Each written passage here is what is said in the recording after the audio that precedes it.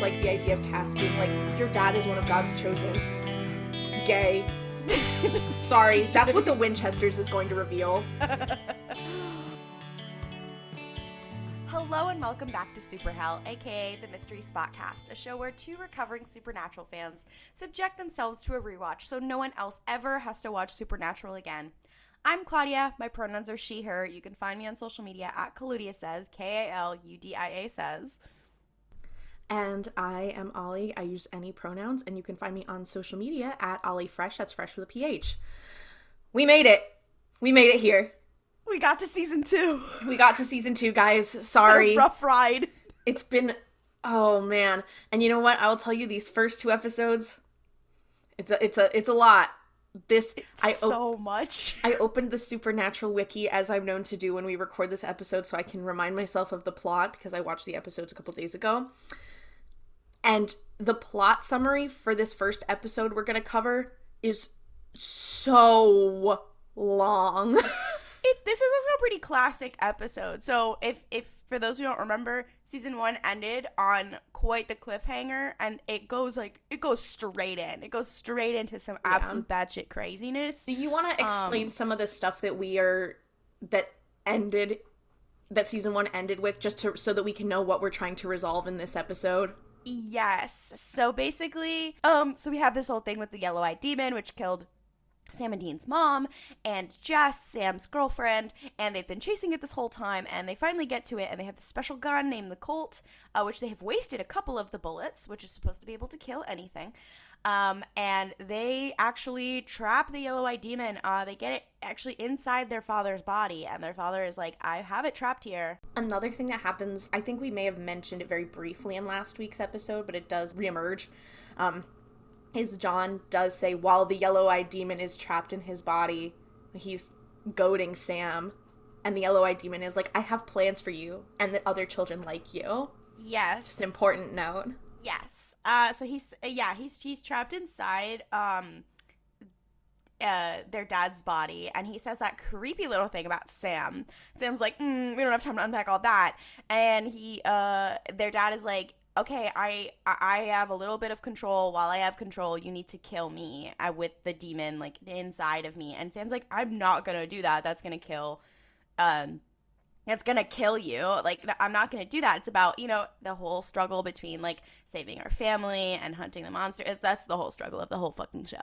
And then he doesn't. He shoots him in the leg, and then the demon escapes.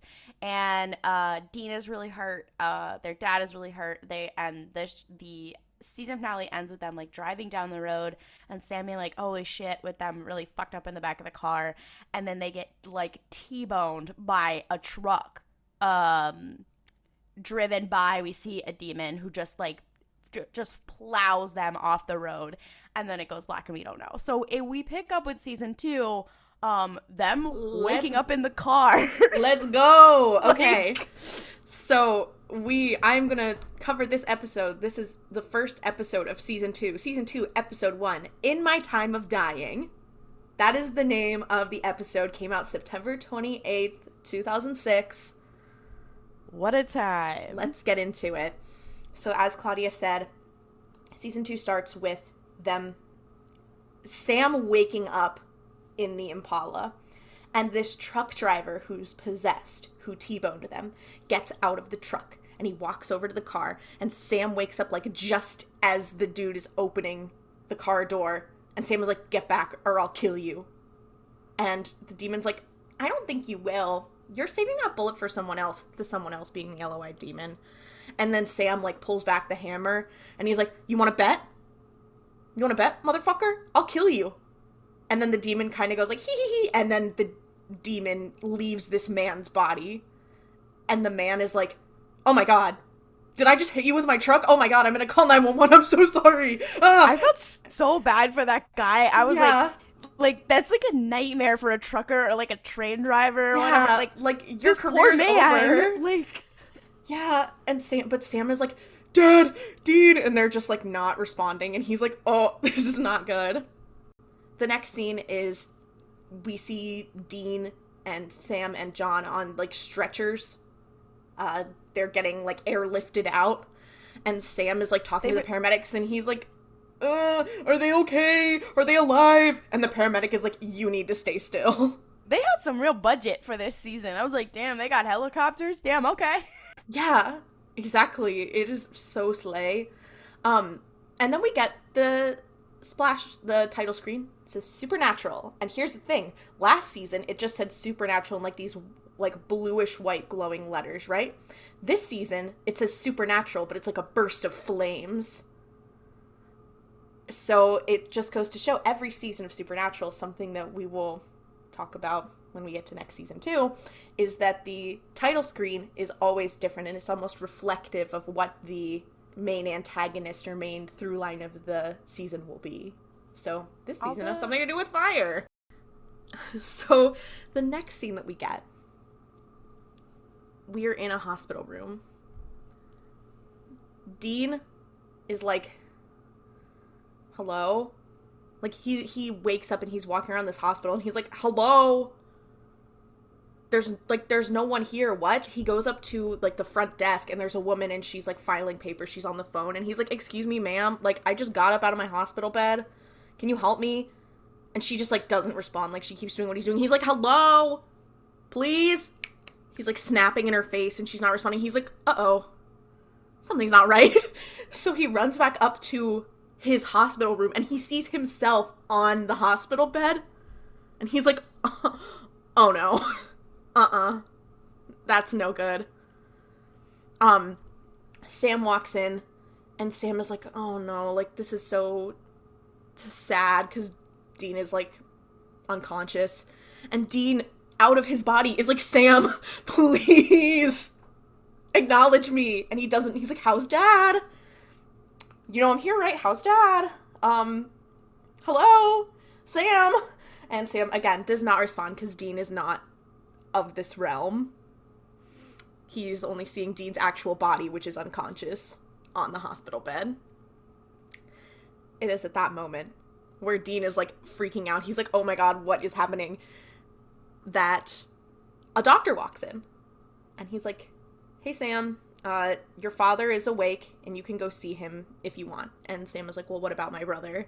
And the doctor's like, he has suffered a bunch of injuries, but the main thing I'm worried about is the head trauma, because that is like even if he wakes up, we don't know what the damage is gonna be. And Sam was like, if, and then Ghost Dean is like, what?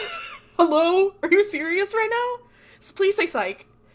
Sam is not having a good time. But the doctor's like, hey, you need to be realistic about your expectations.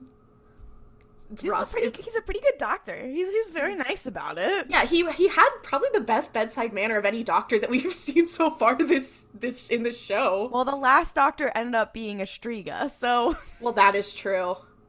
To be fair, that doctor's bedside manner was not terrible either. No. So then we cut to in John's hospital room. Sam is there, and John is like, this is so funny, because Sam is like, John is clearly just woken up, and he's like, here, give them my insurance card. And he pulls out, like, a fake insurance card with a fake name on it. And the idea of going to a hospital and trying to use a fake insurance card. Did they, like, forget how insurance works? Like, they have to, like, run the number. I mean, it's clear, like, he's stealing it from somebody else, but, like, it was very AmeriCorps. This is very AmeriCorps. It's like, I just woke up from being hit by a car. I gotta give them my insurance. Yeah, I gotta get my insurance. And I'm like, you know what, John? You may be so out of touch so deeply, but I respect that you said, no, I can't make my son pay out of pocket for this hospital visit. He's like, let me get the yellow-eyed demon to call medical billing. So John asks about Dean. He's like, oh, is he okay? And Sam is like, there's nothing I haven't already told you, assuming that he already talked to John about what the doctor said. And Sam is like, it doesn't matter if the hospital can't do anything. Like, we'll figure something out. John, you are forgetting one thing before, is that when he is in the room with Dean, Ghost Dean above his body says something that it's a bit problematic. He's like, just just go find some hoodoo shit and get me back in here, whatever. First of all, that's very problematic whenever they use hoodoo or voodoo or talk about it. It's just very disrespectful in this show. A lot to unpack there. But he says that, and then when Sam is in the next room talking to their father, he says the same thing that Dean said.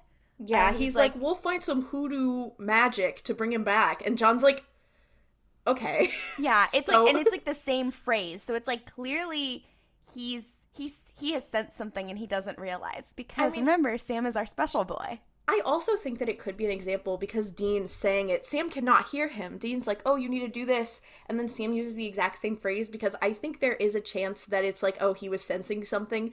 But I also like the idea that they are just brothers. So they just say the same thing and just have the same thoughts. It's just a very funny little detail. Yeah. Or like how podcasters have the same 5 jokes.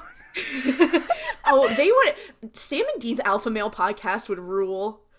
No! But anyway, Sam is like, we'll find someone to help Dean. And John is like, yes, that's a good idea. We'll definitely look, but like, I don't know. And Sam was like, well, we found a faith healer before. And John's like, that was 1 in a million, but like, we'll look, like, we'll leave no stone unturned, okay? Sam, I promise. And then Sam was like, okay. And then John is like, so where's the colt? And Sam says, your son is dying and you're worried about the colt? And John is like, hey, listen, we're still hunting this demon and it's probably still after us. We do need the gun. Like, that is quite important. And Sam was like, it's in the trunk of the car. And John is like, you need to go clean out the trunk before someone else finds our stuff. And Sam's like, I already called Bobby. He is going to take the car back to his place. And then John is like, okay, that's fine. Yeah, sorry. Yeah. He's like, okay, yeah, that's fine. Anyway, here's a list. So if you could take this to Bobby and get some ingredients for me, I'd really appreciate it. And Sam looks at the list and he's like, oh, what is it? And John's like, oh, it's for protection. And then Sam's like, okay, cool, I'm gonna go. But then he turns around and he's like, hey, Dad, did you know what the demon meant when he said he had plans for me and children like me? And John's like, no, I don't know what that means. So Sam starts to leave, and Dean is standing in the corner of the room, ghost spirit Dean. So clearly he overheard the whole conversation. And he's like, yeah, he has this look on his face like, he's like, fuck. I know what you are. He's like, fuck no. He's like, oh no, he's hiding something. John is hiding something my dad is a fucker. He's hiding something for real. It's like a low-key jump scared. Like, Sam walks out and then, like, pans over to Dean and he's like, I've got your number, bitch. Which is so true. That's me whenever I see John. So true. Good for Dean, honestly. Good for him entering his fuck John era. Yeah, well, I mean, this actually is some pretty good character development because it used to be Sam who doubted everything that their dad said, and now it's Dean who's like, yeah, that doesn't really check out, which is kind of what we deal with in these next 2 episodes also, is kind of this role reversal. Very much so. So we cut to the junkyard, to Bobby's junkyard where he has all of these cars, and we see this shot of the Impala, and it is like fucked. Like, it is not repairable. And Bobby's like, dude, Sam, I get it. I understand that you don't want to mess with the car, but like, we cannot fix this. The engine is completely destroyed. The shell of the car is like crumpled up. Like, there's nothing that we can do. We should probably just sell it for parts. And Sam is like, if there's one part of the car that's still working, it's good enough. Which is clearly like, he's talking about the car, but he's really talking about Dean. Like, I love Man America core. Yeah, but he's like, we can't just give up. And Bobby's like, yes, yeah. Like, clearly Bobby's like clocking that he is talking about Dean, and he's like, yep, you know what? No, Sam, you're right. Yeah, absolutely.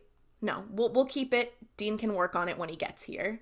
Bobby, once again, the superior parent on this show. Absolutely. His emotional maturity is through the fucking roof. He's like, I'm gonna care for these boys if it's the last fucking thing I do. Then Sam is like, oh, I forgot. I have this list that my dad gave me. He asked if you could get some ingredients. And Bobby's like, okay, here, let me see. And he looks at the list and he looks up at Sam and he's like, this is interesting. That's a weird, what did he say this was for? And Sam's like, he said it was for protection. And Bobby's like, I don't know about that. Well, no, and then Sam is like, Bobby, what the fuck does that mean? Yeah, he's like, Bobby, be real with me, homeboy. What is this? Then we cut away. We don't know what it is, but we'll find out. We're in Dean's hospital room. Dean's body is still like lying there, unresponsive. John is sitting by his bed, and Spirit Dean walks up behind him and he's like, Dad, you've got to help me. Please. You haven't called anyone. Are you going to do anything? Like, I've been sitting here watching you just sit here this whole time. Are you going to say anything to me? Like, and he starts having this bit of a meltdown because John also can't hear him, but he's like, I've done everything you've ever asked me. I've given everything I have ever had, and now you're just going to sit there and watch me die. And he says, what the hell kind of father are you? And Jensen was acting his fucking ass off. No, this he whole was. episode, but in that part especially, you're like, holy shit. No, just because, like, when he finally snaps, he's like, what the hell kind of father are you? I was like, let's go. Dean is having character development where he's learning not to idolize his dad. This is his first step before he realizes that he's gay also. Good for him. He has to unpack his daddy issues. It did take an out-of-body experience, but we're getting there. Yeah. Then, something peculiar happens. John is still sitting there, just, like, not responding to him. And Dean's like, wait a minute, I just heard something in the hall. So, he looks out in the hall, and he sees this. This was, like, a jump scare, because, again, fans of the Mysteries podcast will know that I watched this on 1.5 speed. So this was about the fastest thing I've ever seen in my life. But this, like, white spirit flies past the door. And Dean, like, runs out and looks. And he's like, what was that? And he's like, I take it you didn't see that, to John, but John doesn't respond because he can't hear him. So Dean's, like, running down the hall looking, and he's like, what is that? And then he hears a woman, like, having an issue. So he runs into one of the hospital rooms, and she's like, he sees this white figure, this very creepy ghost-looking creature, almost, like, sucking the life out of her, and then he runs up to her, and he's like, hey, oh my god. But he can't do anything, because, again, he is not tangible. But he's like, oh my god, help, help. No one's coming to help because they can't hear me. And then this woman dies. And then Dean's like, uh-oh, this is not good. And then we go to commercial break. This episode is fucking crazy.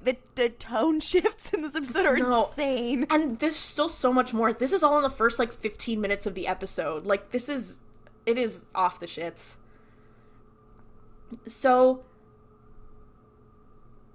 we go back to John's room. John is in the bed again. Sam walks in, and he's fucking pissed.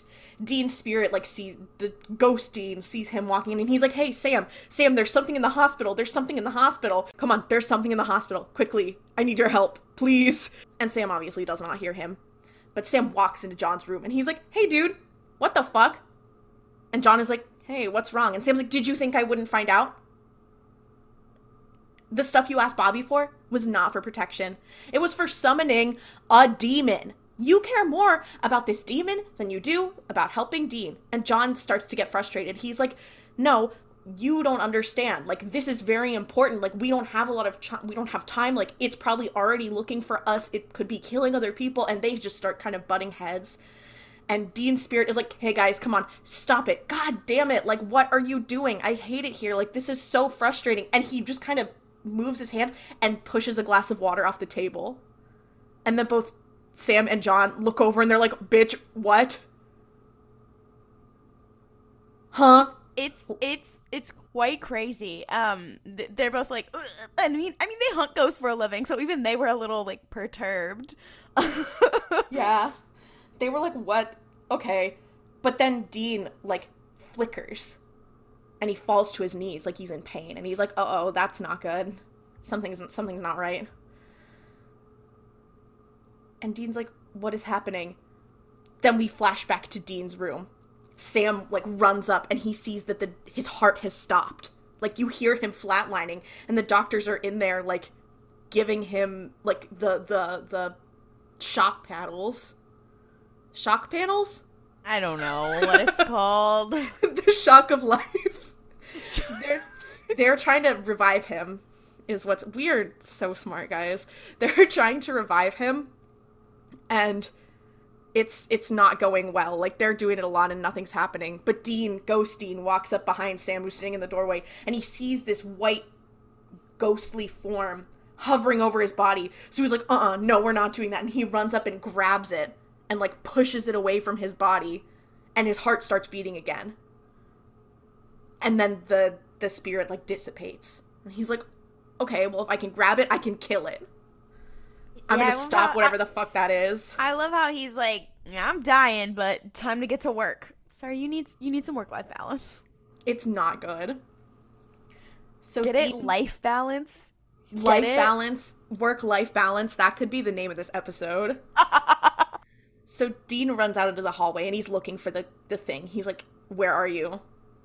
It's gone. He's like, what the heck? Sam is in the hallway. He's having a bit of a moment because he's like, oh my god.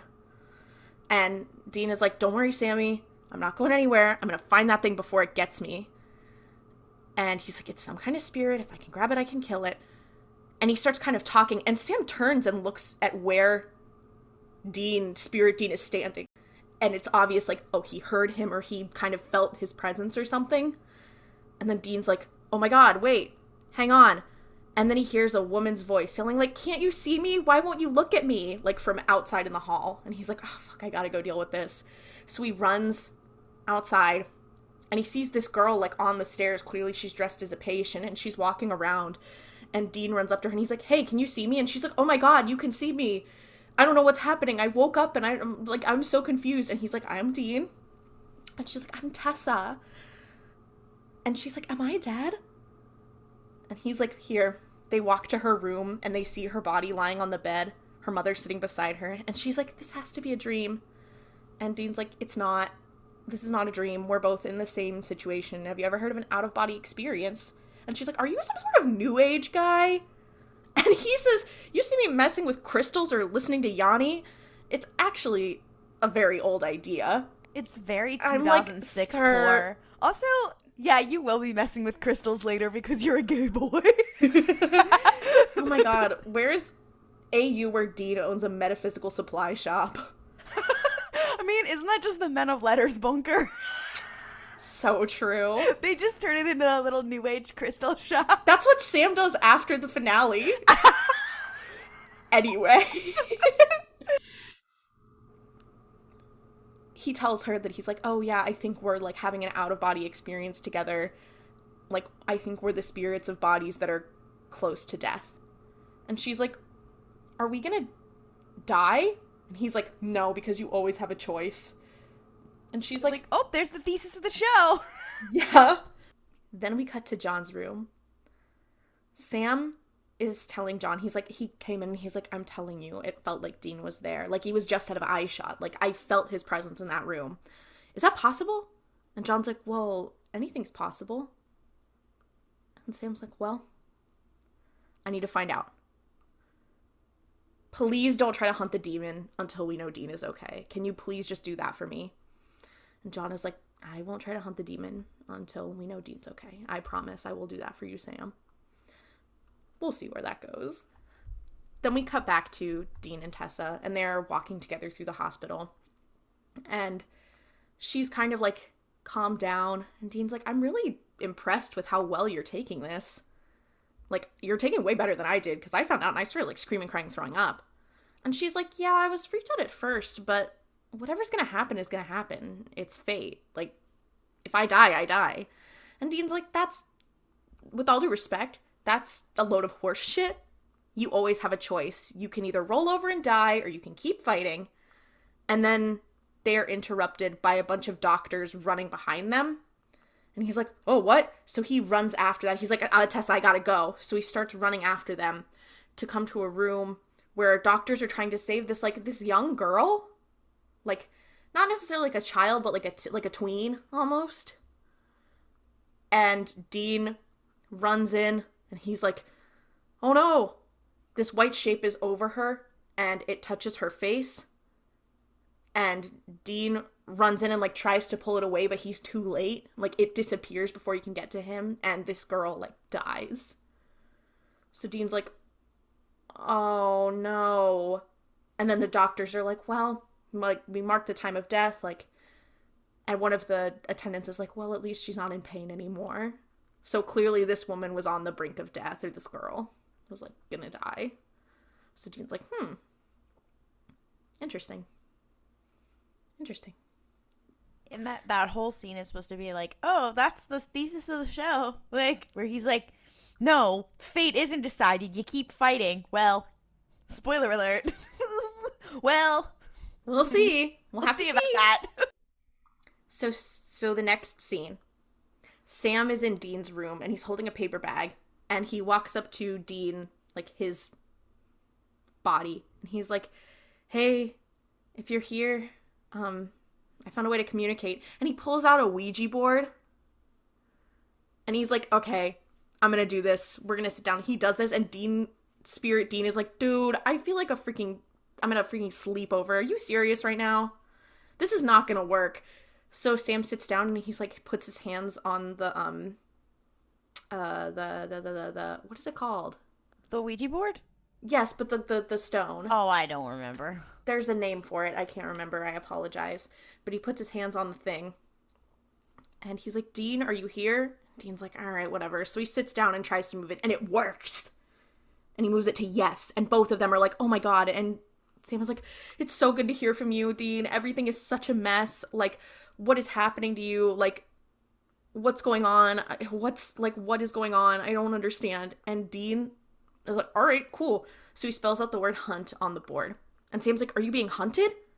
And it moves to yes. And then we cut to this scene where it's like, we see it almost like a rotating the camera. So you'll see Dean moving it in one scene, and then another scene, another shot, Dean will not be there, and it's just Sam. So it's a very interesting, very cool, yeah, it's a neat little shot. But Sam's like, oh, who are you being hunted by? And Dean spells out reap on the board. And Sam's like, oh, like a reaper. Is it after you? And he moves it to yes. And Sam's like, you can't kill a reaper. You can't kill death. The way I started fucking laughing. I was like, yeah. And I was like, I feel like that news. might be something y'all do later in the show, but who's to say? A couple times, one might say. But he's like, Sam's like, no, there has to be a way. There has to be a way. We'll figure it out. We'll figure it out. So he jumps up and he runs out to the hall. He's like, I'm going to ask Dad. Dad might know. And he runs out to the hall and he runs into John's room, but John's bed is empty. And he's like, oh, bitch, are you serious right now? You stupid fuck. Then we see a little surprise of where John is. John is downstairs in the boiler room of the hospital, and he's drawing a symbol on the floor with chalk. We don't know what he's doing, but he's doing something. He's up to something fishy. Why are there just, like, a huge empty room in the hospiper? I mean, it's a boiler room. Like, they're not going to put patients in there. I mean, I know, but, like, a boiler room ain't that big. Like, I don't know. They were like, we need an empty space. They were like, yeah, listen, I'm not a hospital employee. I don't know what they do. This is one of those situations where I'm like, I don't know enough about hospitals to dispute that. So Sam runs back into Dean's room, and he's like, Dad was gone, but I have his journal. And Spirit Dean is like, thanks for not giving up on me, Sam. Obviously, Sam doesn't hear him. But Sam goes to the page on Reapers, and Sam is, like, trying to read it. He's like, I don't know if there's a way to kill it. And Dean, like, looks over his shoulder and is reading it as Sam is flipping through, and he's like, oh, son of a bitch. So Dean has, like, realized something that Sam hasn't. So Dean, like, runs out of the room, running down the hall. And he goes into Tessa's room. And it's empty, like, her body is gone. But Tessa, the spirit, is still there, leaning on the empty bed. And she's like, hello, Dean. And he's like, I know what you are. I know what you are. I know what you are. And he's like, it's funny. Reapers can alter human perception and make themselves appear however they want. Like a beautiful woman, perhaps. And she's like, I was wondering how long it would take you to figure it out. And he's like, how did you make me see, like, your body in this room? And she was like, I can make you see whatever I want, honestly. And he's like, well, why have you been toying with me? And she's like, you did not give me much choice. You saw my true form when I was trying to, like, take you, and you freaked out. So I figured this would be an easier way to usher you along and, like, get you to talk to me. And he's like, what do you want to talk about? And she's like, Dean, you're dying. Death is nothing to fear. Like, you need to let go. And he's like, but, like, no. And she's like, it's your time. Then we cut back to the hospital boiler room where John is chanting in Latin. He's performing a ritual. And he's like, hee hee hee. And then someone from the hospital staff comes downstairs and is like, sir, what are you doing? Don't make me call security on you. And he's like, oh, you think I'm stupid? And who appears? But this gentleman is like, yeah, okay. He blinks and his eyes turn yellow because he was the yellow-eyed demon. And John aims the Colt rifle at, or the Colt revolver at him. And two doctors come in who are also possessed. Because everyone in this hospital is just possessed, I guess. But two demons come in, they're like almost working as like bodyguards, like they're holding John back. But he still has the Colt aimed at the yellow-eyed demon. And the demon's like, I'm really surprised that you summoned me. I did not understand that you were suicidal. Do you really think that you could trap me? Like, did you really think that this was gonna work? And John lowers the gun and he uncocks it. And he's like, I don't need to trap you. I want to make a deal. Ooh. Okay, John. This is our first instance of Winchesters making stupid-ass deals over and over and over again. John, you are off the shits. Then we go back to Dean's room. Sam is talking to Dean's, like, body in his room. And he's like, I couldn't find anything in the book. I don't know how to help. But I'm gonna keep fighting. Just hold on. And he starts, like, crying. Like, he's getting emotional. And he's like, you can't go now. We were just starting to be brothers again. And it's this very sweet, like, very short moment, like, before we cut back to Dean and Tessa. But it's like, oh, Sam is also struggling. He's barely holding it together. Sam's like, listen, bitch, it's not going well for me. No, it's not. So we're back in Tessa's room, and Dean is like, Tessa, please, I need you to make an exception for me. My family is in danger. They need me. Please. And she's like, this is not the first time. She specifically says, this is not the first time I've plucked a soldier from the field. They all don't want to leave. Like, victory hangs in the balance, but the fight goes on without them. Like, the fight will be okay without you, Dean. Like, it's your time. And Dean's like, well, my brother might die. And she's like, maybe he will, but maybe he won't. There's nothing you can do about it. You're having an honorable death. Like, there's nothing that you can do. So this scene is crazy to watch now because she says there's no such thing as an honorable death, whatever. And then the whole scene, I'm thinking, he says, yeah. He dies on a rusty nail instead. That's all I can think about. But also I was thinking about, again, the last episode of this entire series where Dean dies, sorry for the spoiler, is really stupid because this is a really cool scene. Like, this is really cool. And Dean speaks to various Reapers and the actual death several times in this show. And I know when they have him actually die at the end of this show, like, it's about them as the brothers, and that makes sense. But it would have been really interesting as a parallel to have him speaking to a Reaper. I know they killed Death again. Again, spoiler alert. They killed Death again, so he couldn't have been talking to Death. But it would have been really interesting for him to have another conversation with a Reaper. Almost like this, because like I was like, oh, this is the conversation he should have had at the end as well, because it would have been very good and very poignant. Anyway, let me write this. Yeah, it would have been nice. This is phenomenal. Yeah, because she's like, so as I was saying, she is like, this is an honorable death, and Dean's like, there is no such thing as an honorable death. Like, No. I'm maintaining that I have a choice. You need to put me back in my body. Please. And she's like, Dean, I can't put you back in your body. And there is a choice. You can stay here, but you can't go back in your body. Like, your body will probably die. Like, your body's going to die, and you're going to be stuck here. How do you think vengeful spirits are born? By doing exactly what you're doing right now and not moving on and just staying here and letting your anger fester. Eventually, you're going to become the thing you hunt. You might get angry. You might start trying to hurt people. Like, is that what you want? You have a choice, but your choice should be that you move on. Like, you're gonna become something bad if you don't. Then we go back to the hospital boiler room where John is talking with the yellow-eyed demon. And the demon is like, is this some sort of trick? And John is like, no, I will give you the Colt and the bullet. I don't care. But I need to help my son. I need you to save him. The demon is like, do you know the truth about the other children? Like Sam and the other kids like him?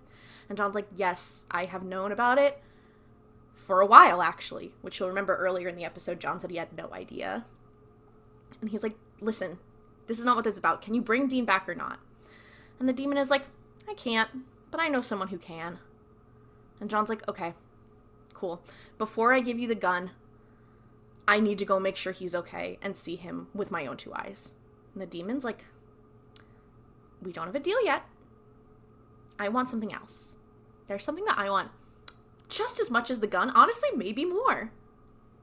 Then he also says, like, he's like, you know, you took something really precious from me too, and which is like, oh, his children, which is very funny to me because, like, when we deal with demons a lot in this show, like, they don't give a fuck about each other. And I'm like, I want to know about his whole family structure.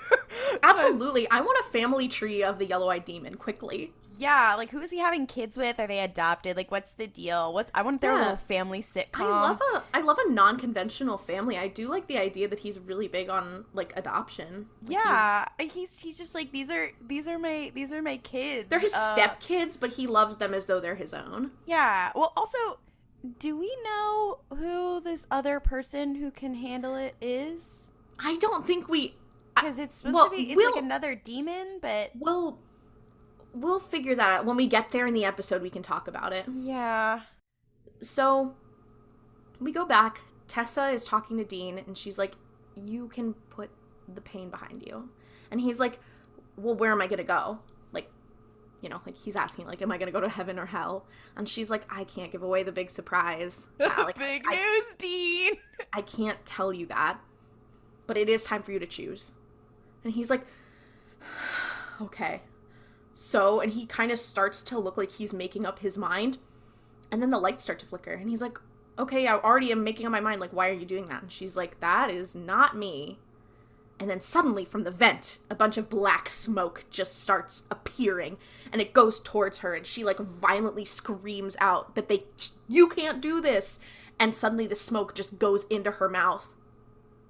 And her eyes turn yellow. And she turns around to Dean, completely different posture. And she's like, today's your lucky day, kid, she says, and puts her hand on Dean's forehead. And then Dean pops up awake in his room. And he's like, oh, because he's choking because there's, like, an intubation tube down his throat. But Sam is in there and he's like, oh, okay, help, quickly. And what I think the other friend that the yellow-eyed demon was talking about, I think he means her. Like, I guess she just lied about not being able to put it back in his body. Yeah, I don't know. Like, he's like, oh, I had to possess a Reaper to do it. I don't know what that means. Yeah, it's not, honestly, that line is not very explained when he's like, someone else can do it. I'm like, okay, that was a little sloppy. I mean, it's not that bad, but I do remember watching it being like, now what did you mean by that? But we cut back to Dean's room. It's clearly, like, a little bit later. And Dean is sitting up in bed.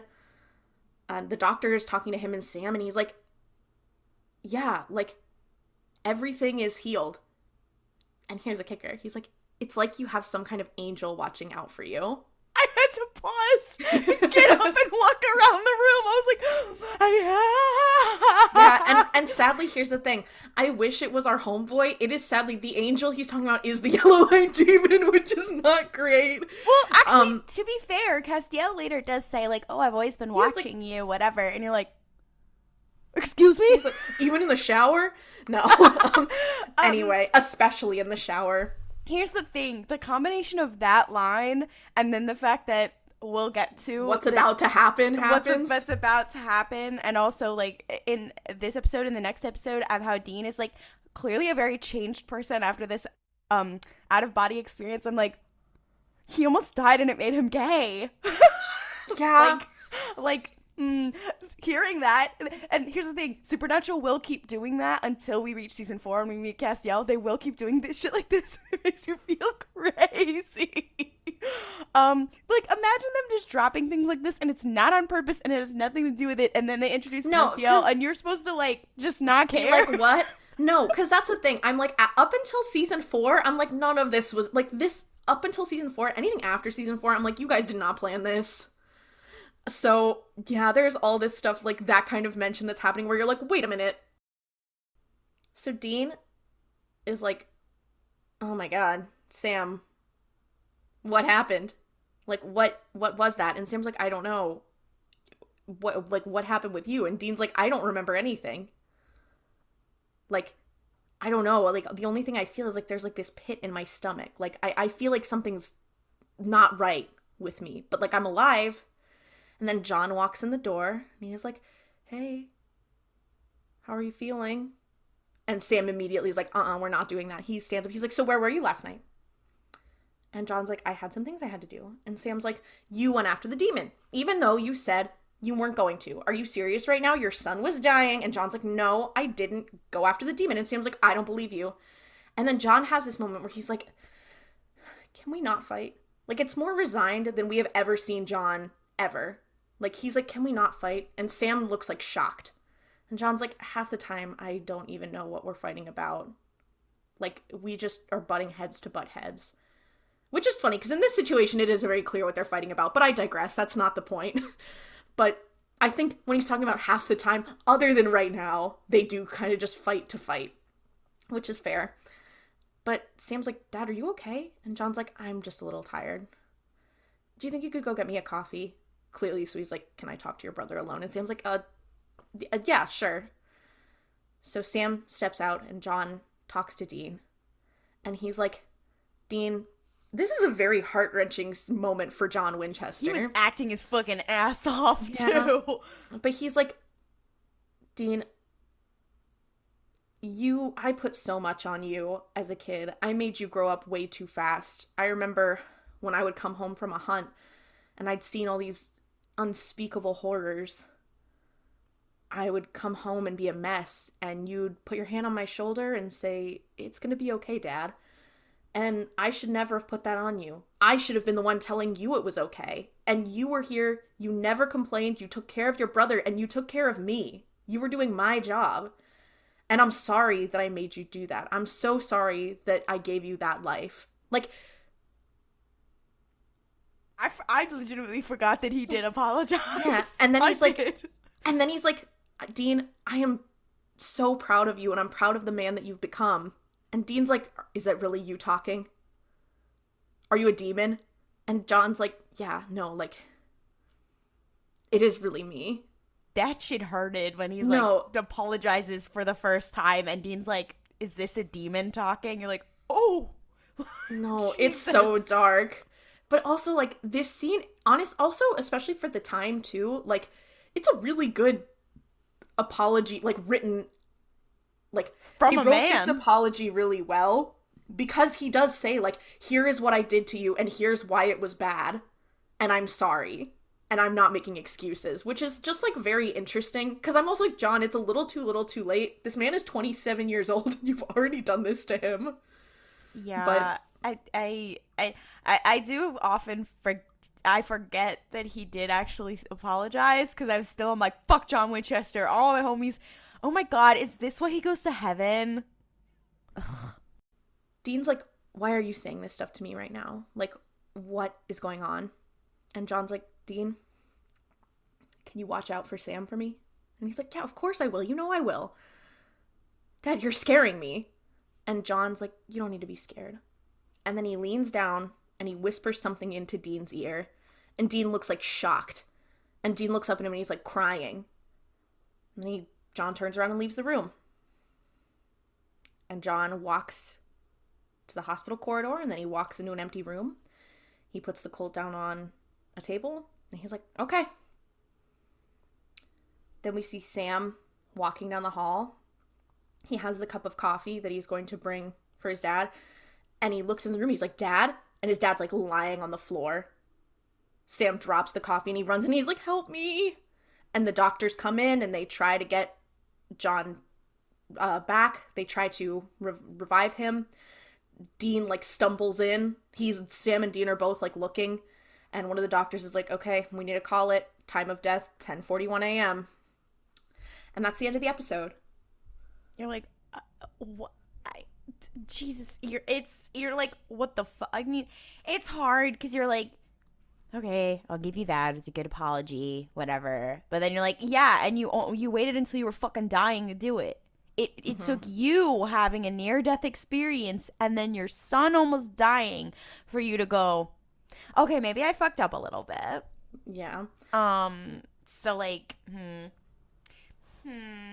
I think, like, what gets me is that I think, too, like I said, like, this is a pretty well-written, like, apology. And I think this scene is structured really well because it does really make you be like, okay, what gets me about John Winchester is I think a lot of it is that he knows throughout pretty much the entire time that what he's doing is wrong for his kids. Like, he is aware of that. And I think that part of him is like, well, I have to do this. Like, I'm doing this for the greater good. And I think John Winchester has a very greater good type mentality. And it skews how he talks to his children and how he raises his children. So it's hard to say, like, John Winchester is, like, a horrible, all-bad person. But it is, like, clearly there were options. Like, you have people like Bobby, and you have people who, like, we're gonna meet in the next episode. Like, people that he has, that he could have been like, I need you to watch my kids, or, like, I need to give them something so Dean is not protecting his brother, like, protecting his brother alone. Like, clearly John has issues. But it's hard to look at him, especially after he apologizes and explains, like, I realize why what I did was wrong. It's hard to look at him and be like, you're a fucker. Even though he is. Yeah. Like, you know? Yeah.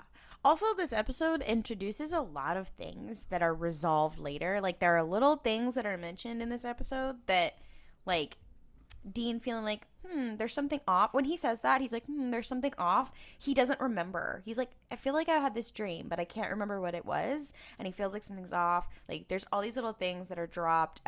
There's this sigil of the demon that he is summoning, the yellow-eyed demon. It gives us a hint of the demon's name.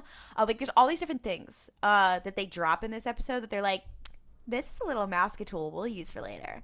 And it's very interesting. And also, obviously, just, like, the character arc stuff is very interesting. Yeah, this is, like, I will say, honestly, like, this episode really gives a lot of, like, it gives a lot of Sam characterization, but honestly, I feel like this episode marks the end of Sam's last season arc of trying to figure out, like, how to relate to his dad while still being angry at him a lot. Like, I think that this is the resolution of that arc, whereas this is the beginning of Dean's arc. Yeah. If that makes sense. Yeah, because as we'll see, this is Dean having to look at his, and I mean, and it's symbolic too, because, like, his father has died, and his father is the one who's defined his life for so long, so he has to figure out who he is now. And, like, you can see why people really attach themselves to this shit, because, I mean, it's also, like, this episode and the next episode really has some scenes where you're like, this is kind of crazy to show this level of emotional vulnerability for, like, two ostensibly straight guys on TV. Holy shit, in, like, 2006. Yeah. Okay, all right. It is interesting, because I feel like this is something that there is a clear difference between seasons 1 through 5 and the rest of the show, and one of the reasons is that Eric Kripke, who is actively working on the show as the showrunner for those first 5 seasons, and I am hesitant to say that, like, he is the reason that this show was good, because there's so many people who work on it and so many writers, but you can definitely tell when it moves under new management. Like when, and also you can tell too, especially now as they become more popular and their budget rises, there's a lot more stuff. Whereas in season 1, there are things that happen where I'm like, oh, that was clearly because the studio wanted it to happen. There are more and more stuff like that as we go on. But this, I think, is really, this is very like, we know what story we're trying to tell. Yeah. And then there becomes a point where it's like, we're just trying to tell a story. And you're like, well, we'll see. And you're like, now what is the story, quickly? What is the story? The story becomes that Dean co-parents a child with Cassiel. That's the story. Yeah, and Sam's also there, but we don't, that's not important. There. He's co-parenting a child with his boyfriend and his brother. Obviously. So true. We've all been there. We keep spoiling this goddamn show. I'm so sorry. What I love is that Klaudia will say the spoiler and then say spoiler alert after. I mean, here's the thing. You don't really understand what the spoilers mean until later, so it's fine. And then it all clicks into place, and you're like, those stupid bitches on the Mystery Spotcast spoiled it for me. There's some reveals and stuff also, like, that I forget. Like, in this episode, when he whispers something in Dean's ear, when John does, I don't remember what the fuck he said. I was like, oh, I don't remember. Yeah, no, I do kind of remember what he said, only because, like, I remember season 1 and 2 of the show, like, very, very well. I feel like there's a lot of stuff in season 2 that I remember a lot better than I thought I did. I was looking over, like, the list of episodes, but I was like, yeah, no, these are, like, quite good. Like, there's a lot of, like, I remember exactly what, like, I remember the vibe of what John says. I don't remember exactly what he told him, but I'm like, I think I have an inkling, but I'm not gonna say it because I'm gonna spoil it. Yeah.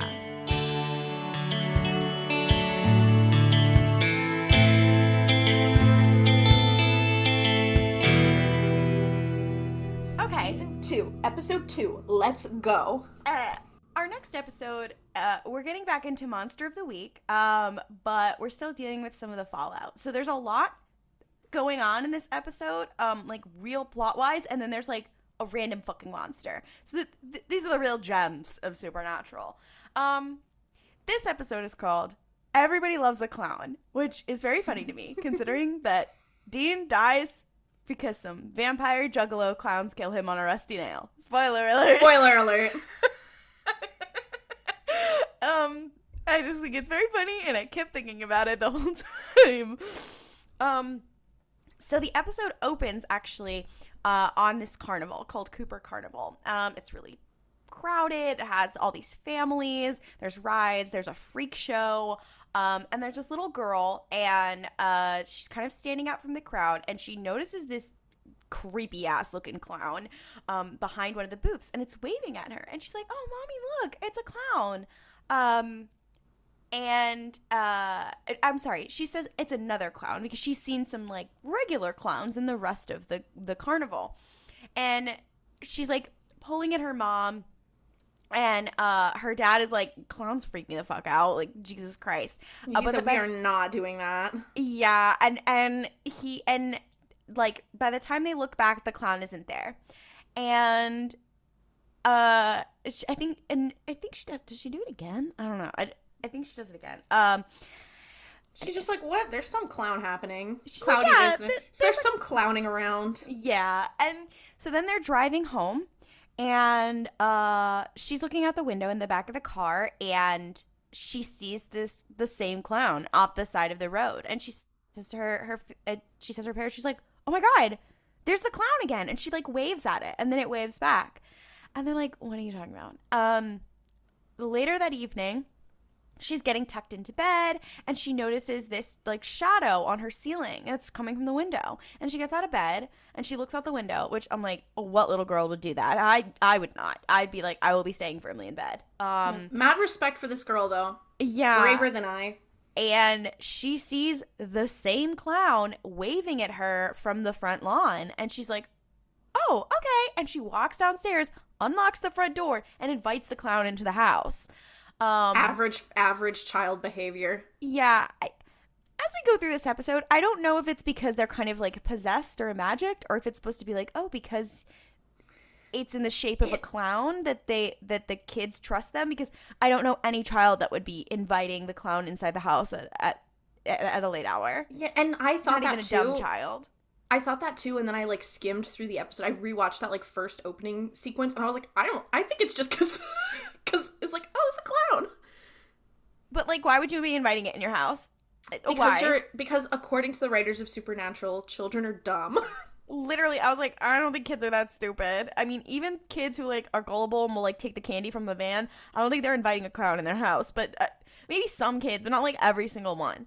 So the clown takes her by the hand and she shuts the door behind him. So then it cuts to Supernatural. It cuts to the Supernatural title screen, and it cuts to Sam and Dean watching their father burn on a funeral pyre like Luke Skywalker with Darth Vader's body. The whole thing is that you're supposed to burn the body, right? And they're like, oh, this is a hunter's funeral. To be fair, if they are using credit card scams to pay for everything, could they not just pay for cremation?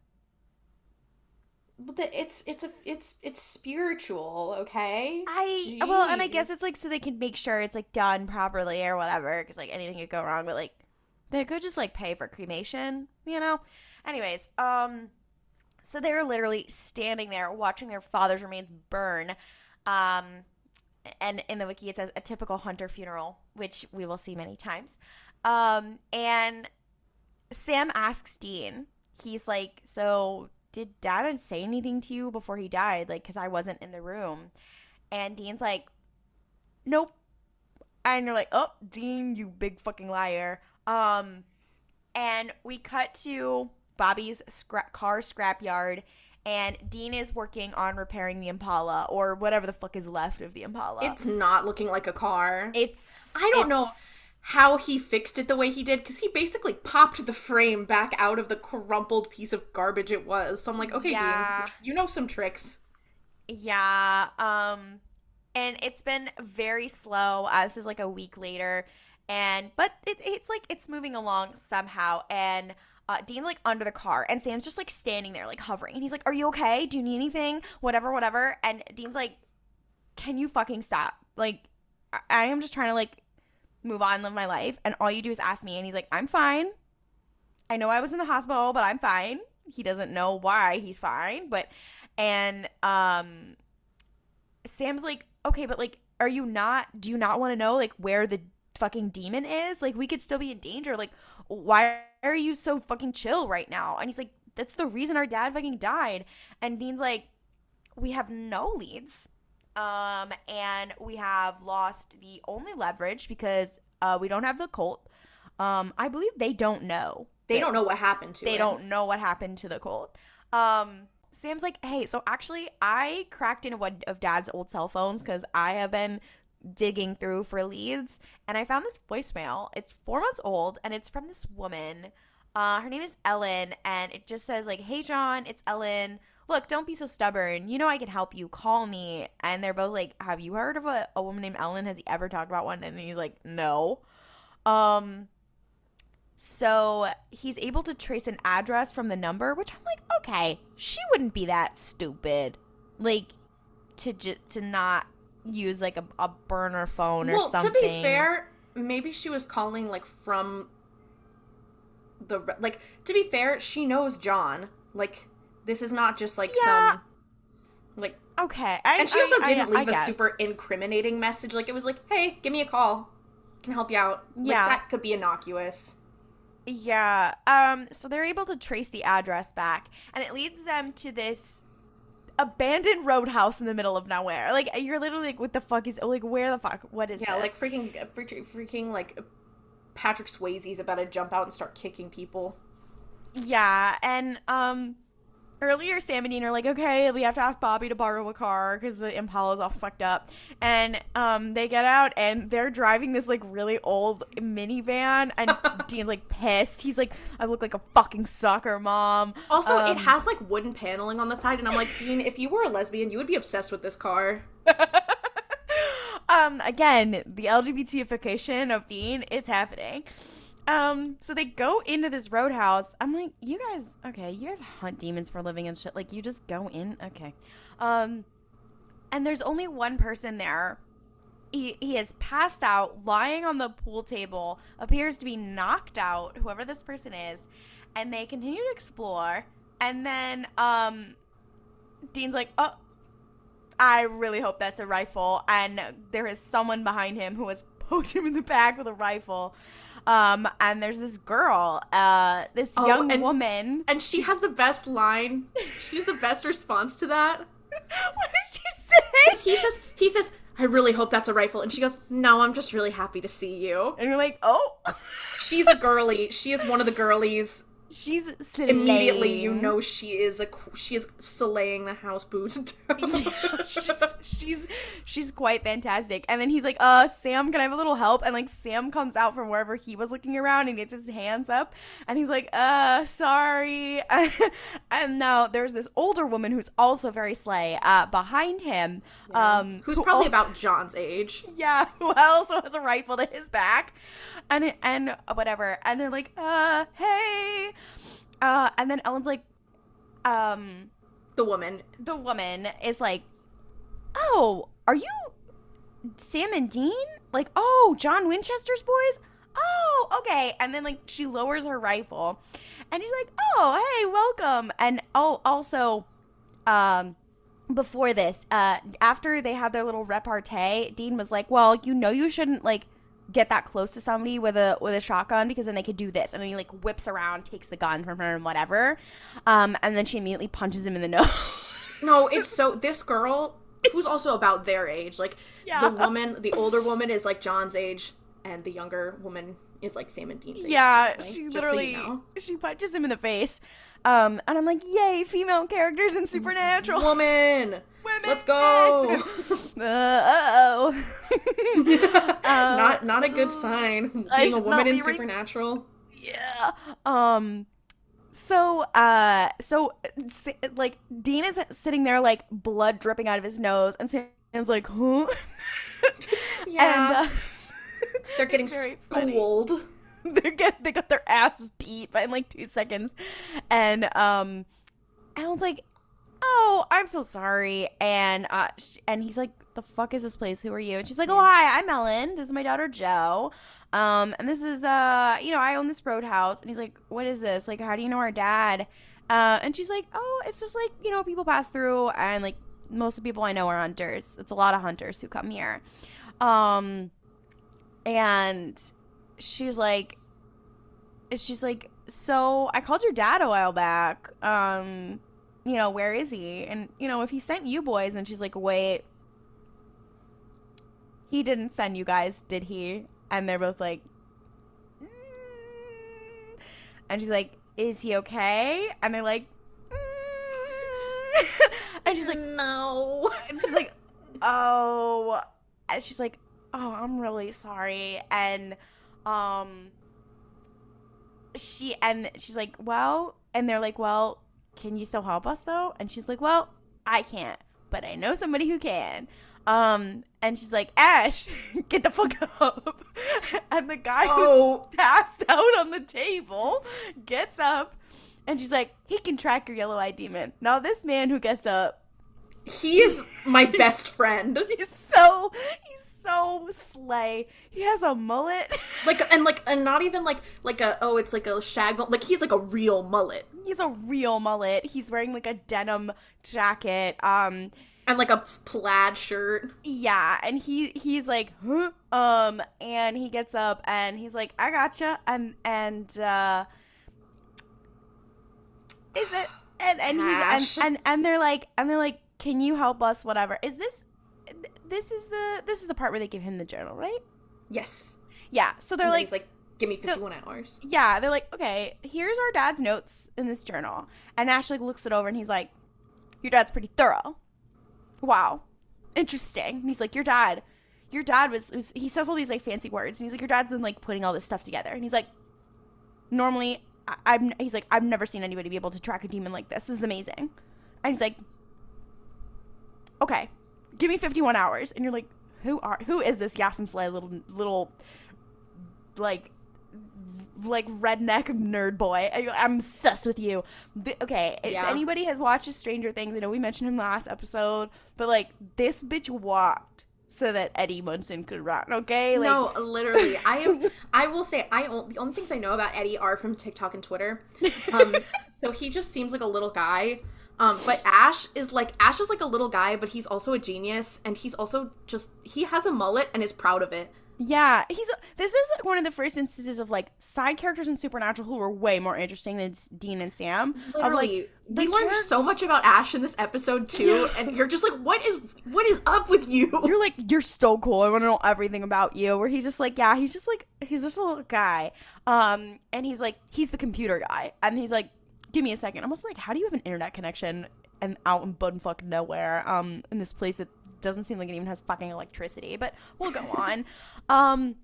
So they're sitting at the bar, and Dean is talking to Joe, and they're like kind of having some flirty repartee, and she's like, you know, usually like hunters would have like chatted me up by now. In this moment I think about it quite a lot. And he's like, and they're kind of like, maybe we should, whatever. And then he just like takes a second, and he's like, yeah, no, I'm good right now, whatever. And she's like, what? He is literally like, you know, usually I would be all over it, but I don't know, something's different now. Yeah, and like, it is. What's different, Dean? What's different is that his like father is dead, and he's like having a moment, but also, you know what that means. I was like, you had an out of body experience and almost died, and now you're like, I'm not really that interested in women. Interesting. And the first way that the show shows that you're a changed person is that you're not really that interested in women anymore. Interesting. Again, the queer coding in this show is so, and I'm telling you this because it's not the only thing in this episode. Oh no, literally. And it's like, I think the other thing too is like, I try not to view this kind of thing from a 2022, like, I know how the show ends point of view, but I'm also like, I know how the show ends, and I know that you enjoy the company of men at least a little bit. I'm like, wait like, a minute. This is the beginning of his moment. This is like, when I said last episode was the beginning of a new Dean arc, this is what I mean. Yeah, like literally, he's like, you're like, oh, like this is him starting to realize things about himself, and the first thing he realizes is, hey, maybe I don't want to hook up with every woman I see, and you're like, holy shit. And of course you're like, okay, that doesn't make somebody gay, but because he's like so hyper masculinized and whatever, it kind of does make him gay. Yeah. Well, like, actually, you know, the thing that makes him gay is that I like him and I'm gay. That's true. Like, that's what, he's my poor little meow meow. That's what makes him gay. So they're like having that kind of little moment, and Sam is sitting at the bar, and he's talking to her mom, Ellen, and he's like, MILF. Yeah, who is a MILF, absolutely. And he notices this folder behind the bar, and he's like, Ellen, what the fuck is that? And she takes it out, and she's like, yeah, you know, sometimes I hear about possible cases, and I save them for hunters, and I was going to give this to a friend, but you can take a look at it. And it's this unsolved police case, and it's not that far from the roadhouse. And Sam's like, okay. And he gives it to Dean, and he's like, why don't we check this out? And it cuts to them on the road. It is like pouring rain, which isn't really raining that much when they're having their little in the car chats. No, we don't see a lot of rain in this show, which I think is also because it's being filmed on a set. Yeah. And they're like, oh, well. Yeah. And so Sam's looking over the details. Dean is driving. And he's like, okay, so there's been several murders over the past month in this small town, and the most recent one was this last week, and the suspect was supposed to be this clown from this carnival, Cooper Carnival, and the daughter was fine, and the parents have been murdered, and were ripped to shreds, and obviously the cops have no lead. And I was like, hey, Cab, the cop's useless again. I was like, so true, Sam. And he was like, and all the employees at the circus have an alibi. They were all like tearing down the equipment at the time. And then the girl said that she saw the clown vanish in thin air. So the police are just like, oh, she's traumatized. And they're like, okay, this definitely seems like a case for us.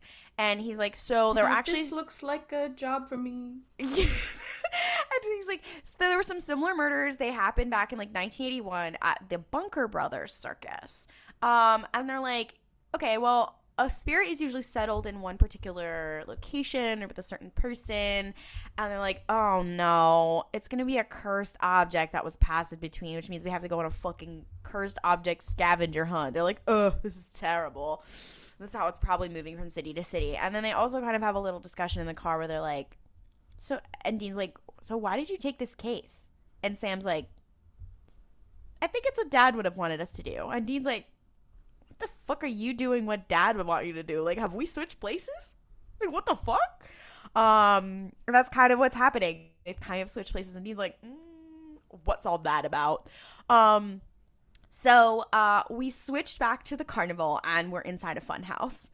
I fucking hate fun houses. So this episode did actually scare me when I first watched it. And there's this little boy. His name is Evan, and him and his dad are walking around the fun house, and he's playing a video game. I think he's playing like a Nintendo DS, but like the sounds coming out of it are like from a fucking not. It's very funny. This is 2006, so I'm gonna guess that he's playing Nintendogs. Yeah, he's playing Nintendo in the intense game Nintendogs. Yeah, it is an intense game if you've ever played the dog show and Nintendogs. The disc competition in Nintendogs? That's what real gamers do. So he's playing on his Nintendo DS and he's walking around, and his dad is trying to be like, hey, like, you know, look around us, like, look up from your game, whatever. And I kind of agree with the kid. Like, I'm sorry, I would rather play a video game than go in this creepy ass place. I'm like 7. That's unlike me, because I think that stupid novelty things are very fun, very camp. I love camp. From a young age I knew, which I think maybe should have told me more about myself. Yeah, I was just fucking scared of everything. So I would have been screaming and crying at the front of the fun house as my parents dragged me in, being like, you're gonna have fun. I'm like, no, I'm scared. Which would have saved me in this episode and my parents. Yeah, exactly. So, they don't appreciate you. Yeah, they don't appreciate me. So the kid is walking around, and like he turns away from his dad and he looks up from his video game, and he notices this clown in one of the mirrors waving at him. And he's like, huh. And he tells his dad, he's like, oh, I saw a clown. And he looks kind of scared. And his dad is like, oh, it's okay. Like, clowns are your friends. They're fun. There's nothing to be scared of. Clowns are your friends, buddy. Don't worry. Yeah, and they walk out of the fun house. And then it cuts to at night at the kid's house. And there's a clown, and he lets it in the house. And he walks in his parents' room, and he wakes his dad up, and he's like, hey, Dad, you were right. He is my friend. And it pans up to this kid standing next to this evil fucking clown, and the dad just starts fucking screaming. We get back to the carnival, and Sam and Dean are like, okay, so we're gonna have to like EMF scan this entire carnival to find whatever fucking cursed object this is. And Sam says, that's like trying to find a needle in a stack of needles. It could be anything. Yeah. And they also, this is also an important thing to note. When they pull up to the carnival, there are police there. Yeah. And they're like, oh, what's happening? So Dean goes over and talks to them, and he comes back and he's like, uh-oh, someone else got murdered. Kids which is crazy. Which is the parents of the kid we saw last night. So, they're like, okay, we're going to have to get a job at the circus. They keep saying circus or carnival. It's a carnival. We're going to have to get a job at the carnival in order to be able to, like, walk around freely and scan everything. So they're trying to look for the guy who owns the place, Mr. Cooper. And they're walking around, and they're like, hi, do you know who Mr. Cooper is? And they ask this guy who has sunglasses on, and he's like, have you seen Mr. Cooper? Yeah, and he's throwing knives, and the guy is like, is this a fucking joke? And Dean's like, oh, what do you mean? Whatever. And he like takes off his glasses, and like his pupils are kind of gray, whatever, and he's clearly blind. And Sam starts laughing. He's like, oh, Dean, you were accidentally offensive. And he's like, is this a fucking joke? Is it a joke to you, whatever? And he's like, oh no, I'm so sorry, like I didn't know, whatever. It's so tone deaf. It's so bad. Like, it's so bad. This whole scene, and Sam's like laughing at Dean as this like blind man is like, what is wrong with you? And I'm like, first of all, no disabled people act like this. Although, unless they were trying to fuck with him the realistic thing would be if they were actually trying to fuck with him on purpose. Instead, it was like funny. I do love a world that's harder for Dean Winchester. Anything that makes Dean's life harder, I appreciate, but I digress. And Godcore. I just imagine. Remember, God is writing this whole story. Canonically. This is not like me being religious. This is canonical. This is not me being religious. This is Claudia's canonical. like, guys, no, I'm taking a step back from my staunch Catholicism to tell you. God is writing this, and he's like, it'd be fucked up if Dean got made fun of by people in a freak show, and that's what happens in this fucking episode. And then he turns around, and there's a little person who walks in who like works at the carnival as well, and he says something else that's like has the word like it little or something, and that guy's like, really, whatever, and Dean's like, and Sam, sorry. Fucking ableist ass Sam is laughing his ass off. Like, bitch, shut up. It's not about you. Yeah, I was like, Sam, like, it ain't about Dean, you. Dean, you made fun of disabled people. Like, interesting. Yeah. Interesting. You're like, okay, Sam. You're like, Sam, I mean... I just remembered you're a tech bro, Sam. I just remembered, Sam. I was like, oh, the internalized ableism is really getting your ass. Because you are also fucked up in the head. Which we'll get to later. It was a dark scene. It was a dark day. It's a very dark scene. And truly, the way it could be less problematic is just if you had the disabled people having the agency and they're the ones making fun of Dean and they're being like, aw. Because that would be quite funny. Instead, it was just like, and why did we do this? Why? It was not fun.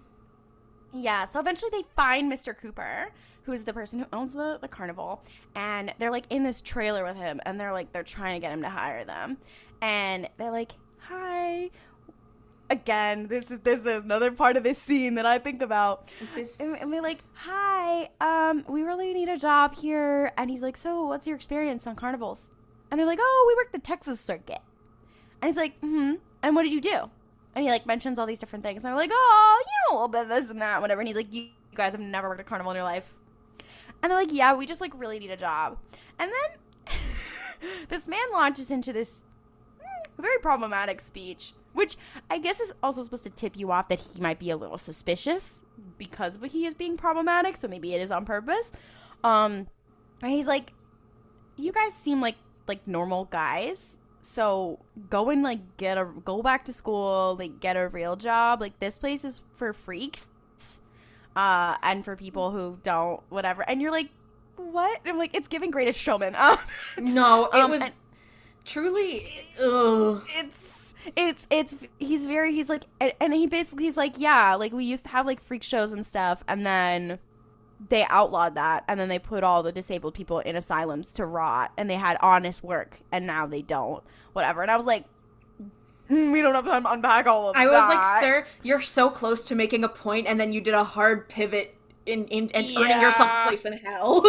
Yeah, I mean, I do think narratively it is supposed to be like, he's a little grimy, so you are supposed to be suspicious of him. That is the purpose in the episode. You're just like, ugh. But he says this whole thing. He's like, this is for like freaks, not like two like ostensibly able-bodied attractive dudes.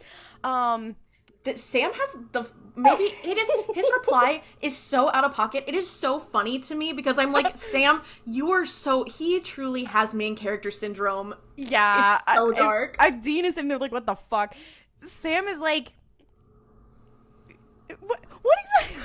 He says, with all due respect, we don't want a normal life. We don't want to go back to school. We want this. And you're like, it's like, Sam.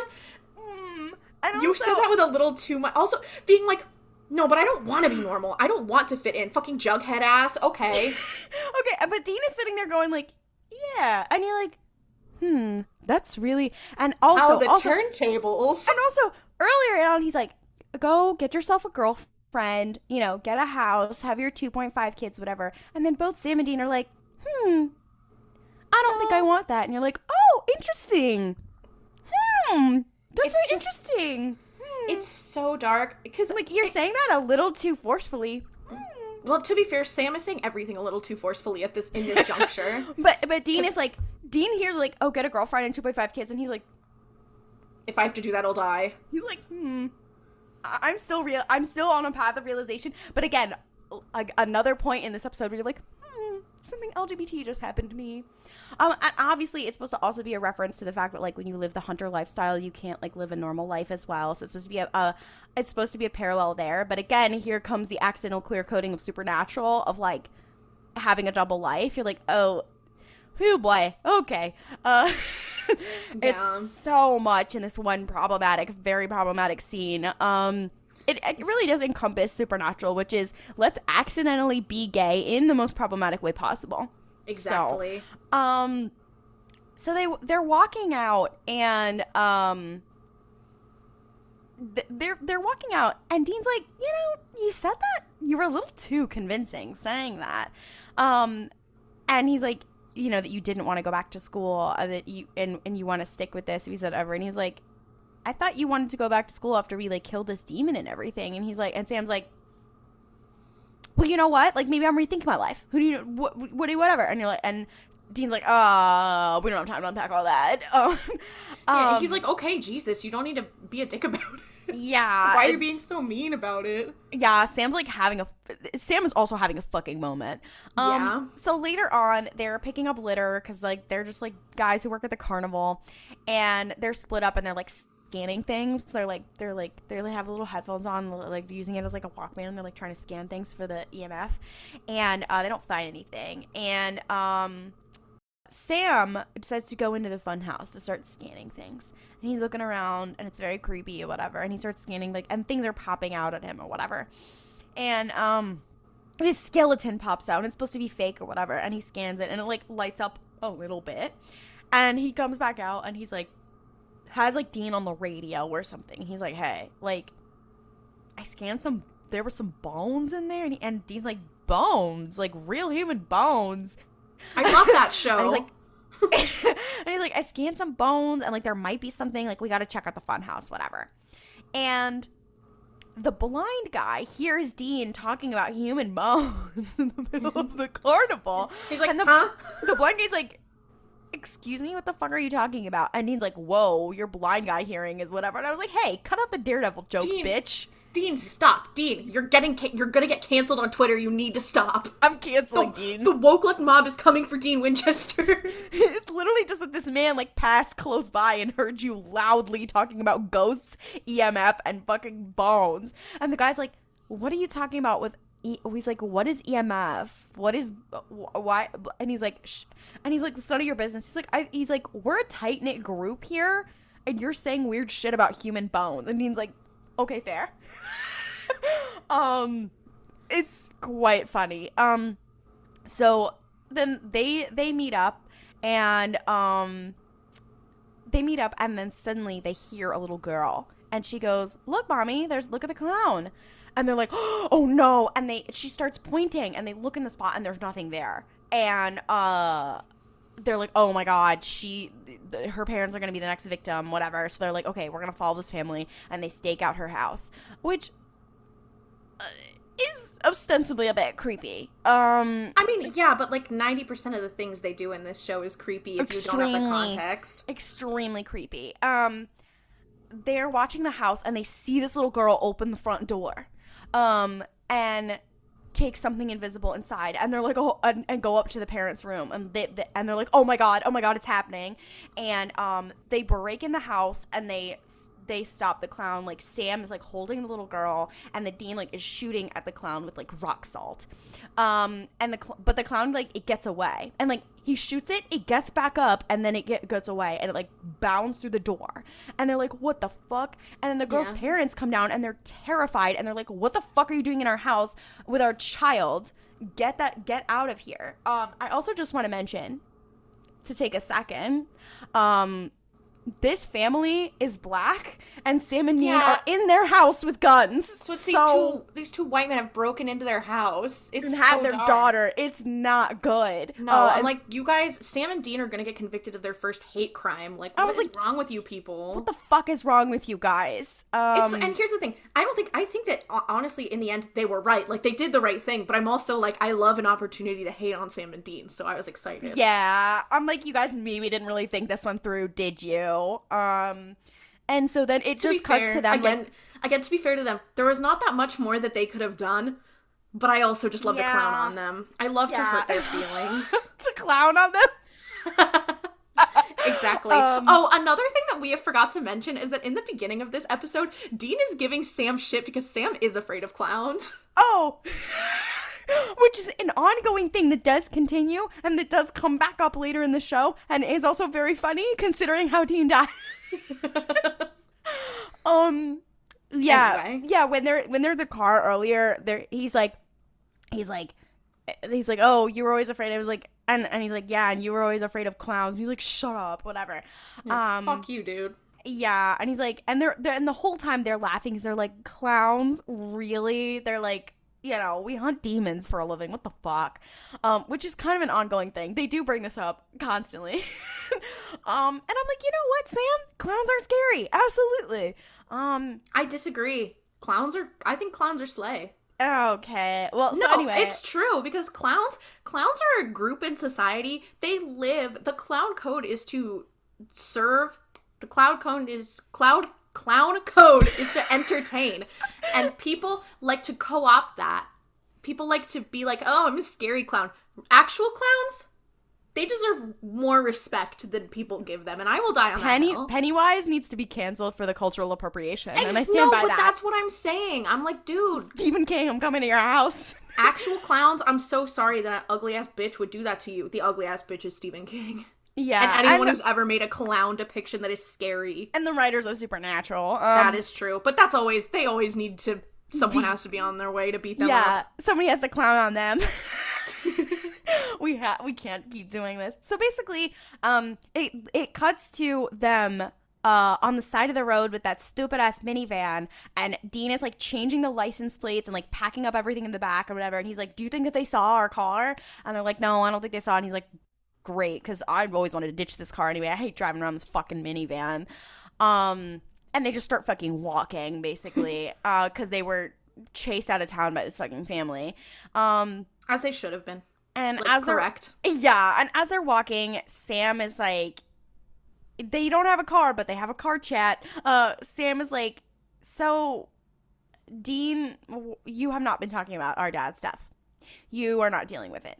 And Dean is like pissed, and he turns around and he's like, can people stop fucking asking me if I'm okay? Like, stop fucking asking me. I'm done.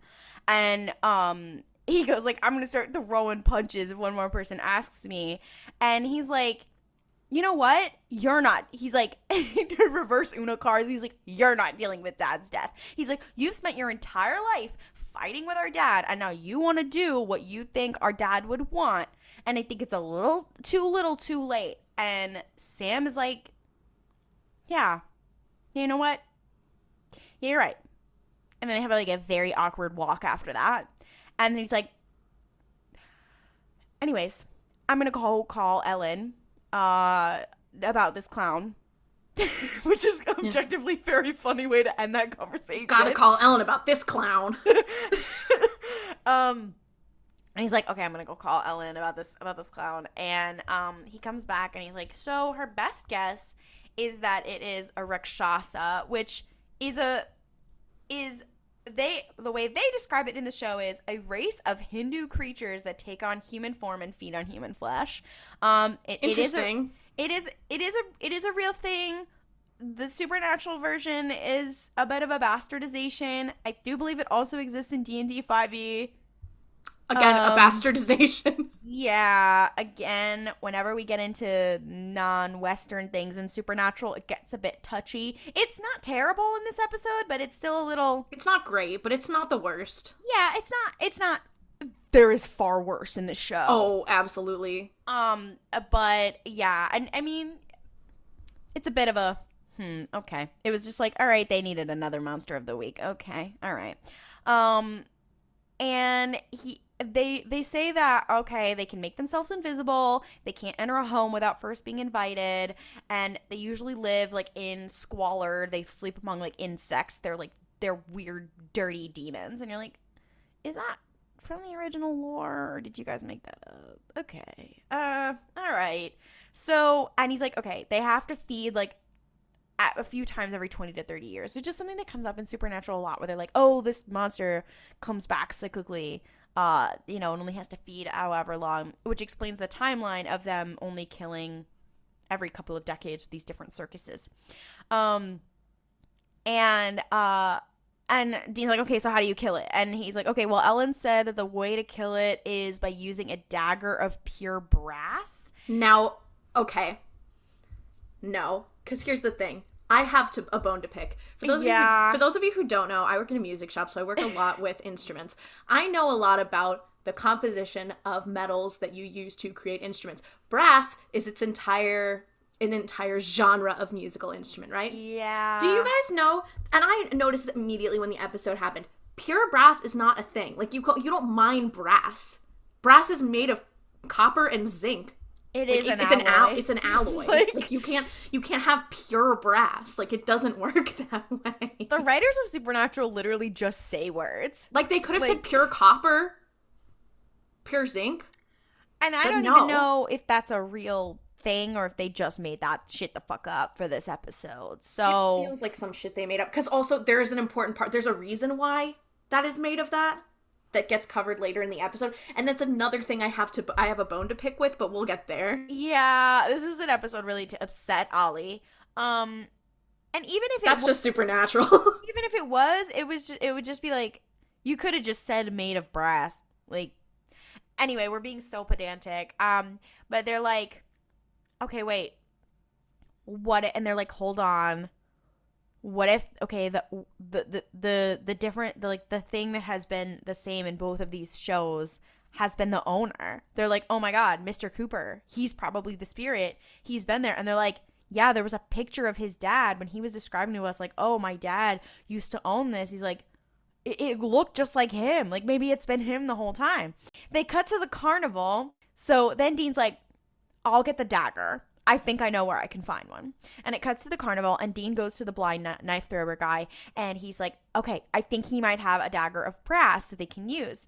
And meanwhile, Sam is sneaking into the owner's office to look for bed bugs and, anything that might say that it is a nest of one of these things.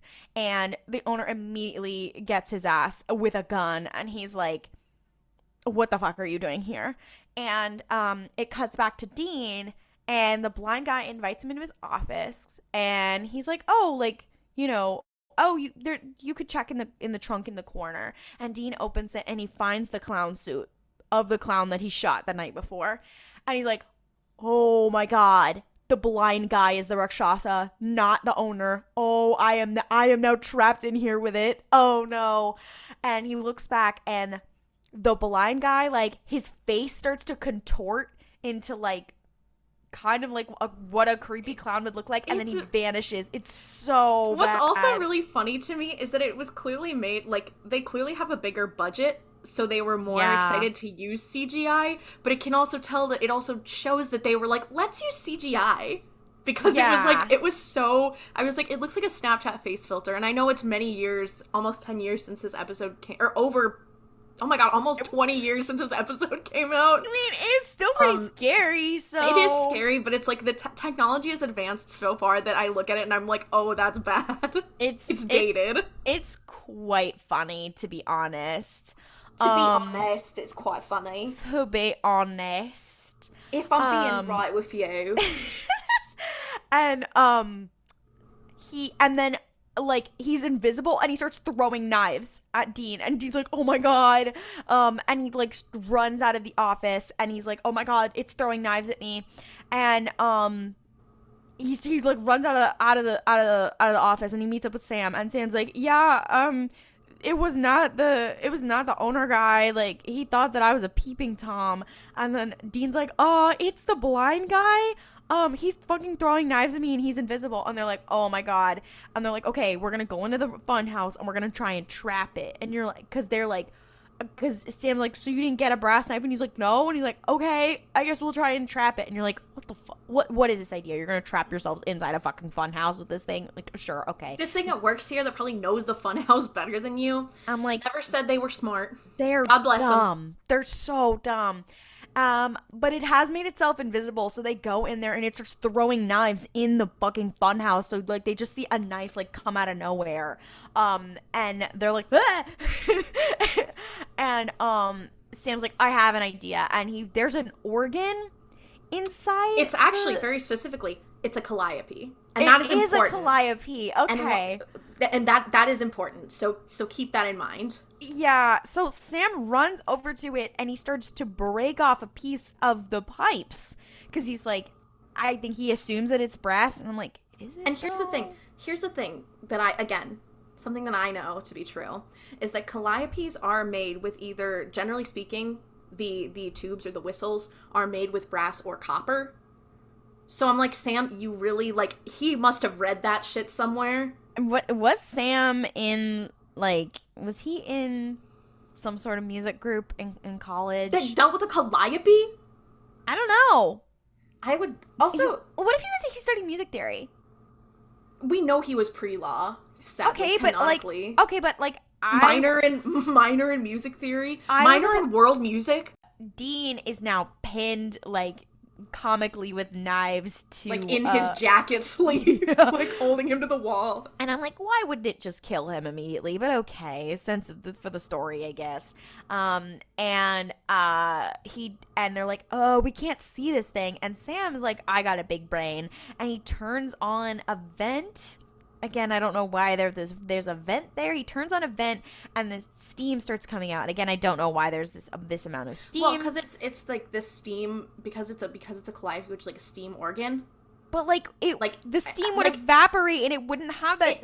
That is correct. It doesn't make sense. I'll be honest. I was trying to find a justification. It doesn't make sense. No, you're like the steam comes out and it starts to, like, they can kind of see where the thing is because of the steam.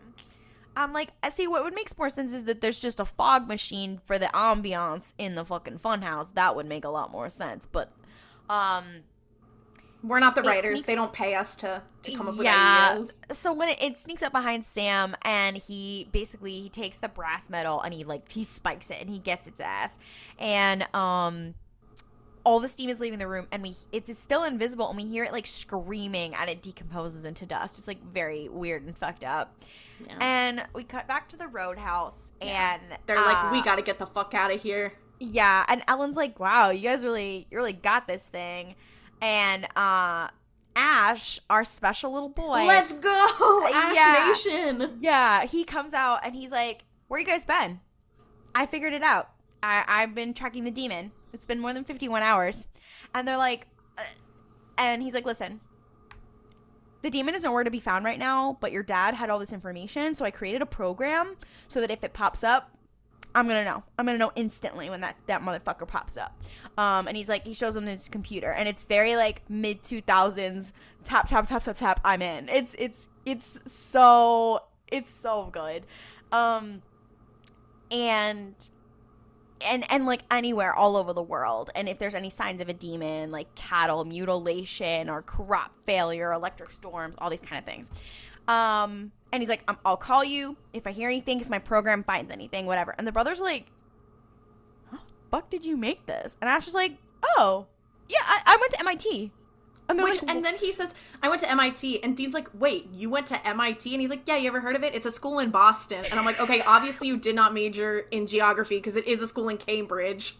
Yeah, he's like, yeah, I went to MIT. And then I got kicked out for fighting. And you're like, I want to know everything about you. Yeah. And then Dean's like, Dean then also has a moment. Here's the thing. Here we have gay moment number 3. Ash walks away. And Dean is like, oh, hey, I like the hair. And he's like, thanks. What business in the front, party in the back. Because it's a mullet. It's like a long mullet. It's a long mullet. And I'm like, Dean, And you know what? There was no reason for you to say that. And here's the other thing. Dean didn't say it in a shitty way, which is when he always compliments Sam, where he's like, hey, dude, looking like a jag. But no, he was he's like, your hair looks like shit all the time. Yeah. He's like, hey, I like the hair. Like, it was very genuine for Dean to say to another man, which is not something we've seen from him before. You're like, okay, so what we're saying is... And then immediately the next moment, Yeah, immediately. Then we cut to Dean having a conversation with Jo, the girl, and she's like, so, am I ever gonna see you again? And he's like, listen, he's like, do you want to see me again? And she's like, yeah, okay. And he's like, okay, listen, normally I would be hitting on you, but wrong time, wrong place. And you're like, I'm sorry. What the fuck does that mean? And, like, it's supposed to mean, like, he's just not in the right headspace right now. And he's maturing, like, he's growing. Yeah, he's mature. I'm like, that took a while. You're fucking 27 years old. But, like, you know, it's supposed to be like, oh, he's had a literal out-of-body experience. He almost died. His father died. Like, all this stuff, whatever. But combined with everything else that has happened, there's an angel watching over you. And then the, little conversation where they were really invested in we're not normal, and then I don't know if I want to hit on a woman, and then nice hair to Ash. Dean Winchester, you are not beating the allegations. Dean Winchester, I have some news. I know what you are. I know what you are. Literally watching this was crazy. So we cut to Bobby's place. Dean is working on the car again, and Sam comes up to him and he's like, I don't actually like this scene. No, I don't like, yeah. Sam comes up to him and he apologizes and he's like, I'm really sorry that I tried to pick a fight with Dad the last time we saw him. For all I know, Dad died thinking that I hate him. And I know that, like, what I'm doing is too little too late. And he's like, I feel guilty and that's not okay. And I just want to say, I will say eventually they both emotionally do get to a different place, but this place right now of Sam feeling like it's his fault when his father only apologized to Dean. He never apologized to Sam, and he fucking actively lied to Sam the whole time, and now Sam feels like all of this is his fault, even though Sam was never in the wrong. Sam wanted to, like, go to school and be told information as an adult, and now Sam is the one who feels like he's done wrong and is apologizing to Dean. I was like, this is not Yas, and this is not Slay. Yeah, I understand. I think that the thing too is, like, if this was framed as, like, Sam is in a headspace where he feels like it's his fault, like, that makes sense. Like, I think if it was shown as, like, a stage of grief, that would be more interesting, but it isn't really played that way. Like, it's played a lot more like Sam is coming to terms with the fact that he was wrong, when in reality he wasn't. Yeah, and it's a bit apologizing to his brother a little bit, but then he Uno reverse cards it back on Dean, and he's like, I know I'm not okay, but neither are you, bitch. And he walks away. And then this scene I will never forget happens where Dean takes a crowbar and starts smashing some of the junk cars around him, and it's like a solid, like, minute of, like, shaky cam watching him just, like, wail on some different cars. And so then, like, he beats the shit out of the trunk of the Impala, like his own car. I was like, wait, is that the Impala that he just spent all that time fixing? It's supposed to be symbolic because it's, like, his dad and whatever. But you're also like, we did all this work to get out of toxic masculinity and now we're back here. I just like the idea of Bobby sitting in his house and he looks out the window and he's like, oh no, I can't deal with this right now. Poor Bobby.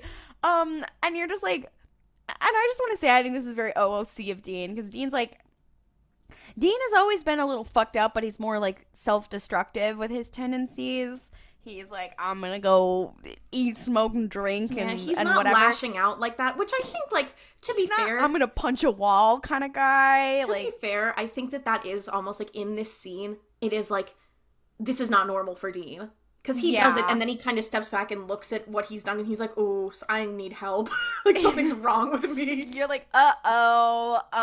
Like, I do think that there is a certain point of this being, like, he finally fucking snapped and had a moment that is out of character for him. So, like, I don't hate that. It just makes me, whenever I see a white man doing something like that, I'm always like, oh, I don't trust that. You're like, don't love that. I was like, next that's thing not he's gonna do, he's gonna start drinking too much and punching drywall. No, literally, I was like, that's not my Dean Winchester. And I was like, this is all a part of his journey to realize that he's gay. He's overcompensating with masculinity now because he's like, oh my god, I had weird thoughts about Ash. I need to do something masculine. I need to, like, hit cars with a crowbar. Shit. He's like, that's the most manly thing I can think of. Meanwhile, Bobby's inside drinking his fucking tea. Like, oh, Don really did a number on these boys, huh? Yeah, so this episode is really important. It introduces the Roadhouse. It introduces Ellen, Joe, and Ash, who are pretty big characters. My homies. They are my icons. I'd love to see them more. It establishes Sam's fear of clowns. I will say about this episode, this is one of those ones that I'm like, I really liked the parts that had to do with the Roadhouse, but everything else I kind of hated. Like, I was just like, I think sometimes this show will introduce such interesting side characters that I'm like, oh my god, I forgot. And then I'm like, shit, everyone on this show is so much more interesting than the Winchesters. Yeah, and also because it is supernatural, they will die. Yeah, and there's so much in this episode too. Like, I feel like the fucked up, creepy clown, like, it's just never been very entertaining to me. Well, also, this is definitely another instance of, okay, this is a supernatural TV show. At some point, we're going to have to do a creepy clown episode. Like, they had this one in the can. And with that, thank you so much for listening. For more cursed supernatural content, follow us on social media at Mystery Spotcast on Twitter, Instagram, and TikTok. You can also ask us cursed supernatural questions in our TikTok Q&A or by emailing us at themysteryspotcast@gmail.com. If you enjoyed listening to us suffer, please rate and review the show on Apple Podcasts, Spotify, Podchaser, Overcast, or anywhere that you can leave podcast reviews. It really helps us out, helps people discover the show, boosts us in the algorithm, etc. If you want to hear more from us, we are also two of the co-hosts of RuPaul's Pod Race, a queer Star Wars podcast. And yeah, we will see you 2 Tuesdays from now for more slaying people, queer baiting things, the supernatural business.